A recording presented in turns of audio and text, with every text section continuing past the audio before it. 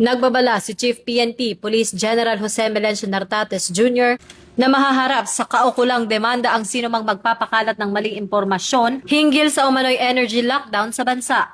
Ayon kay Police General Nartates, inatasan na niya ang lahat ng unit ng pulisya sa buong Pilipinas na gamitin ang kanilang mga official social media accounts upang agad na pabulaanan ang mga kumakalat na fake news at magbigay ng tamang impormasyon sa publiko.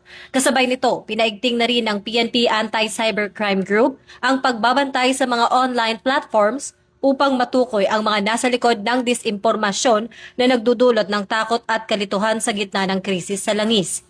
Binigyang diin ng pamunuan ng PNP na hindi nila pahihintulutan ang pananamantala sa sitwasyon sa Middle East para lamang gumawa ng kaguluhan at masira ang tiwala ng publiko sa pamahalaan. Ako po si Pacho Woman Sari Bernales, nagbabalita para sa Police News Network.